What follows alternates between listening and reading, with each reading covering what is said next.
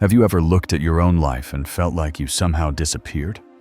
Like you went from being the heartbeat of your story to background noise in someone else's world? Once, you were alive, bold, unpredictable, full of pulse, but somewhere along the way, you became reliable, safe, invisible. You fix what breaks, pay what's due, keep the lights on, but no one actually sees you anymore. You're not the man she fell for, you're the furniture she forgot she owns. That's the part that hurts most, not being alone, but realizing the world would keep spinning just fine without you. No pause, no void, just quiet replacement. And here's the truth, no one says out loud. This isn't happening because women stopped loving. It's because men stopped being. They traded fire for comfort, power for peace, truth for approval. They stopped leading their own story and became side characters in someone else's. And when that happens, her desire doesn't just fade, her respect dies with it. I'm not here to comfort you with talk about communication or compromise. I'm here to hand you the keys, the words that crack the cage you built around yourself. But there's a catch. These words aren't safe. They sting. They expose. They burn through ego, and that's exactly why most men will never say them. But the silence you're protecting, it's the same silence that's killing you. Number 1, when men lose her respect. Every downfall starts quietly. It doesn't begin with a fight, a betrayal, or a single moment of weakness. It begins with slow surrender, one small compromise at a time. You start a relationship as a man with his own orbit friends, goals, boundaries, a sense of direction that gives weight to your presence. You have a life that existed before her and will exist after her. But somewhere along the way, you begin adjusting your steps to match hers.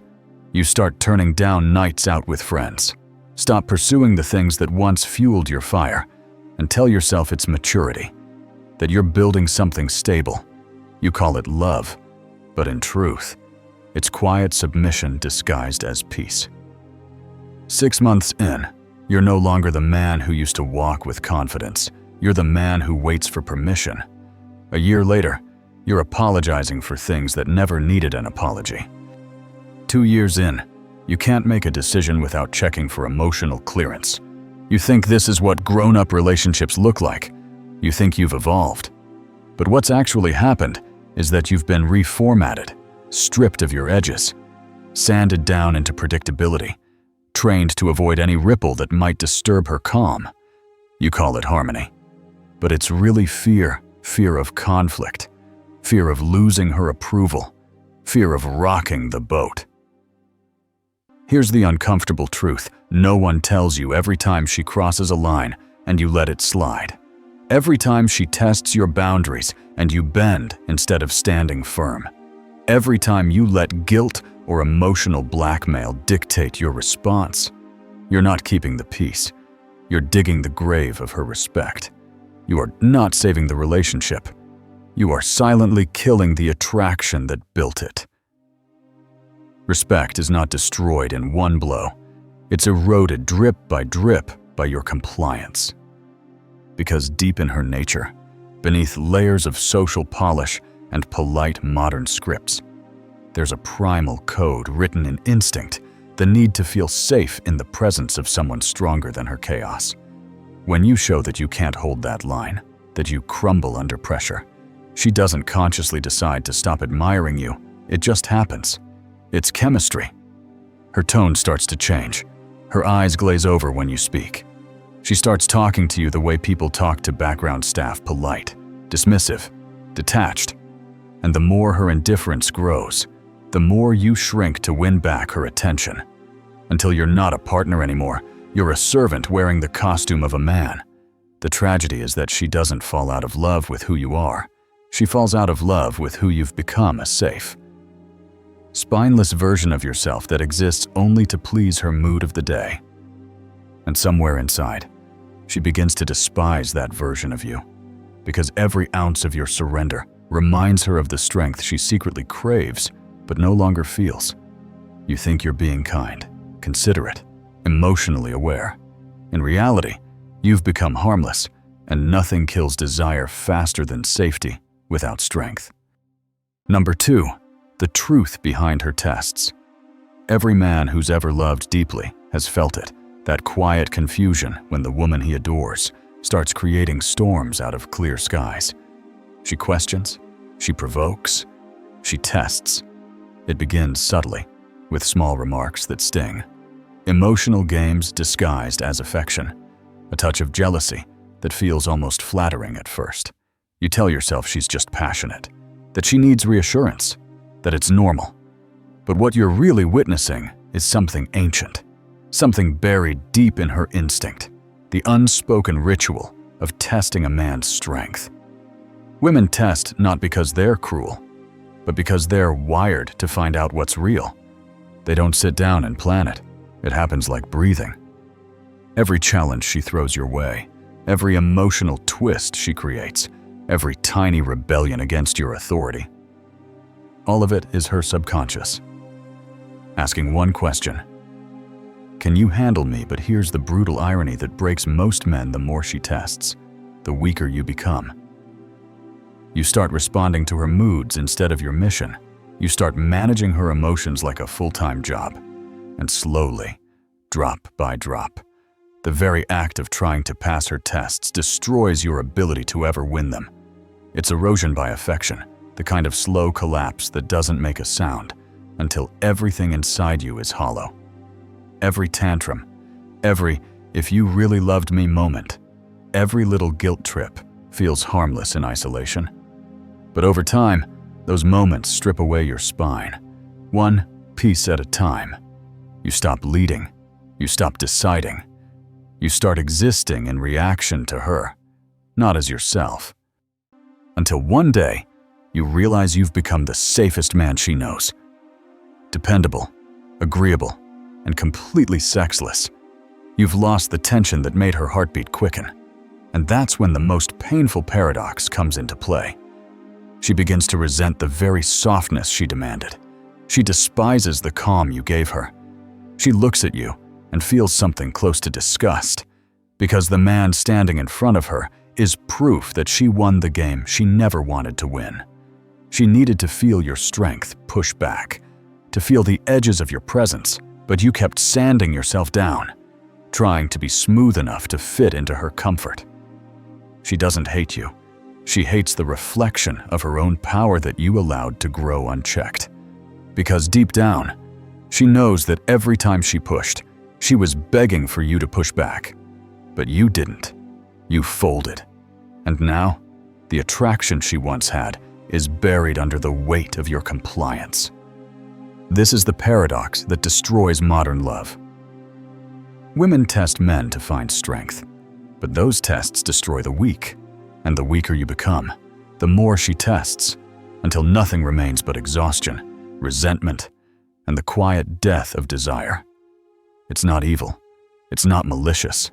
It's nature playing out a cruel algorithm, one that only the strong have the courage to rewrite. Before we jump into part 3, take a moment to do me a small favor. Hit like, subscribe, and share this message. Your simple action can help more people who are struggling with this issue find the content they need. For being a part of this. Number 3. 3 sentences that shift the power. There comes a point where awareness alone isn't enough. You can know every psychological dynamic in the book and still find yourself caught in the same emotional trap. Knowledge without power is paralysis. So let's talk about power, real power. The kind that isn't loud or angry, but quiet and unshakable.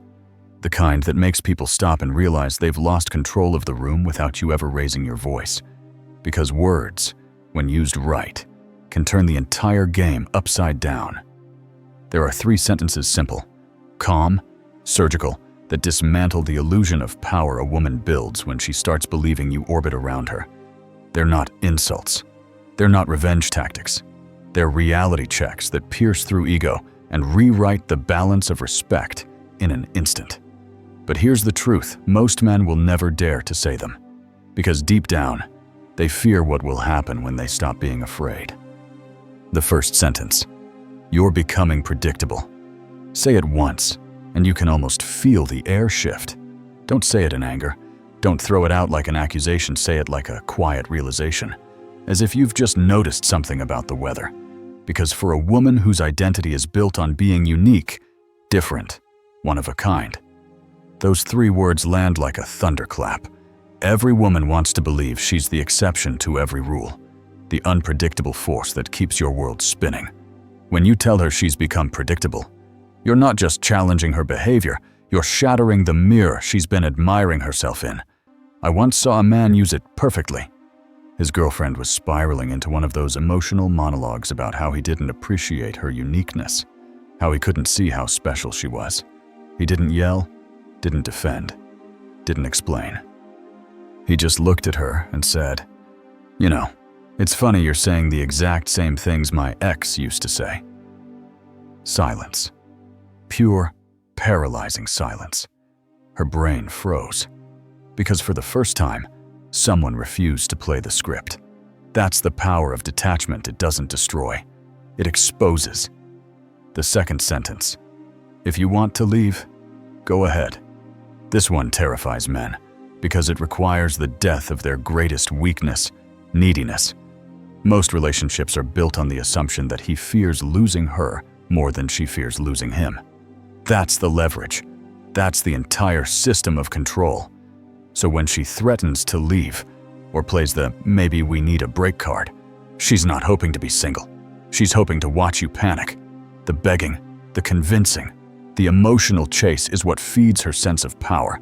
But when you look at her calmly, without anger or pain, and say, "If that's what you want, go ahead," something inside her shatters.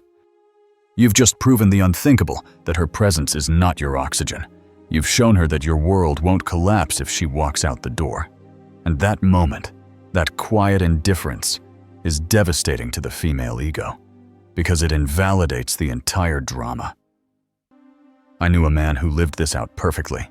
His girlfriend hit him with that classic line, "I think we need space." Most men would have begged.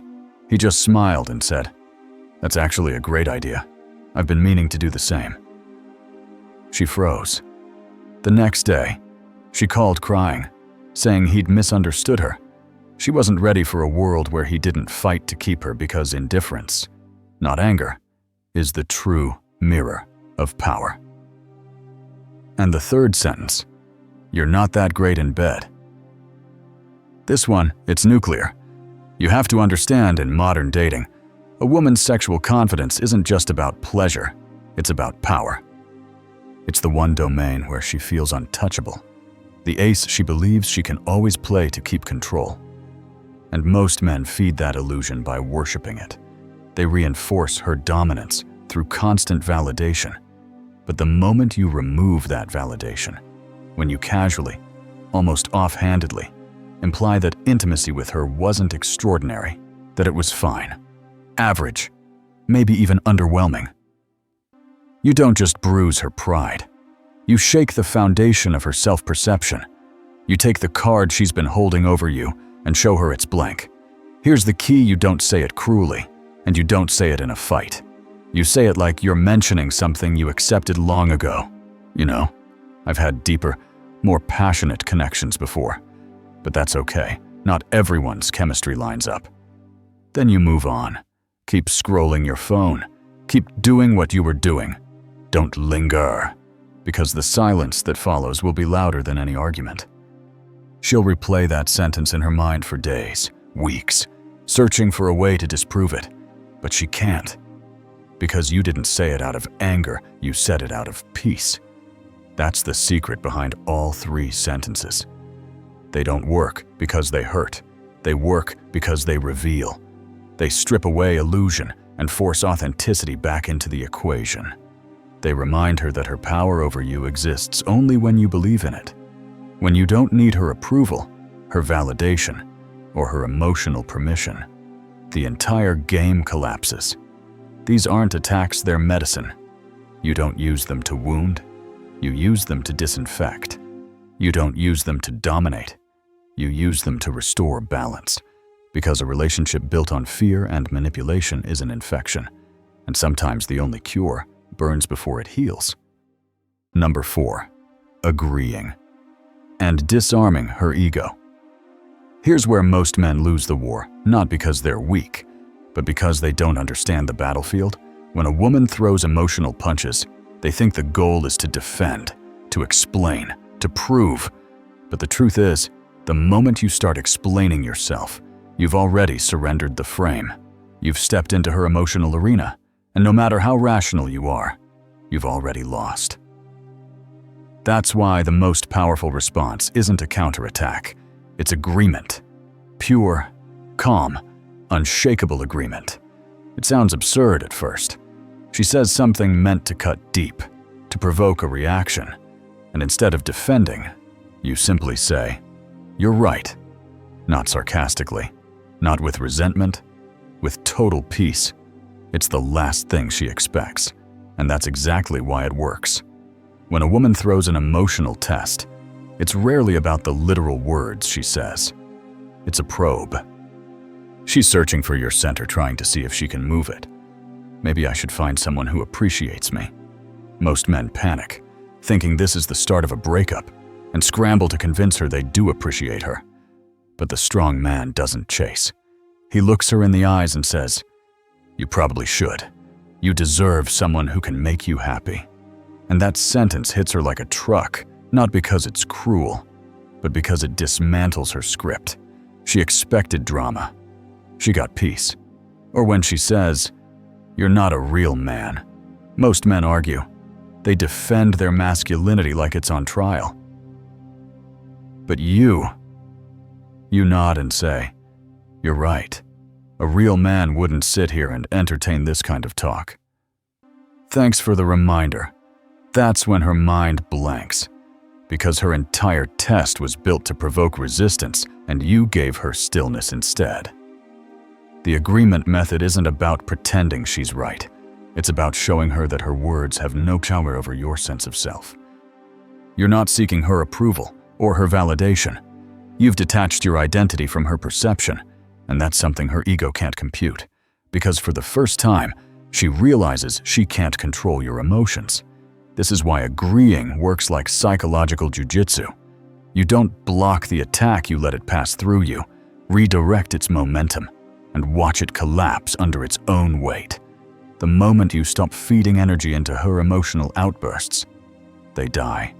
Every insult, every jab, every attempt to pull you into her storm becomes powerless in the face of your composure. You see, women don't actually want to destroy you when they test you. They want to find you. They want to see if you can stay solid when the wind blows. They want to know that no matter what chaos they bring, you won't lose yourself trying to fix it. The calm agreement shows her that your world doesn't shake because of her words, it stands because of your spine. When you master this, the game ends. Because the woman who once tried to control you now looks at you with something deeper than attraction, respect. She realizes that your silence isn't weakness, it's strength. And the moment she understands that her approval no longer fuels you, she stops trying to take it away. That's the paradox. When you no longer need her validation, that's when she starts giving it freely. Number 5. What to do after she leaves. Every breakup, every dramatic "I need space," every door slam or teary goodbye carries an expectation. She expects your world to crumble. She expects the silence that follows to eat you alive. Because that's what the average man does. He begs, he texts, he posts nostalgic quotes, he spirals into the darkness she thought he couldn't live without. But not you, not anymore. The true power of a man doesn't reveal itself when everything is going right. It shows up when she walks away. That's the moment that defines whether you were living for her or living as yourself.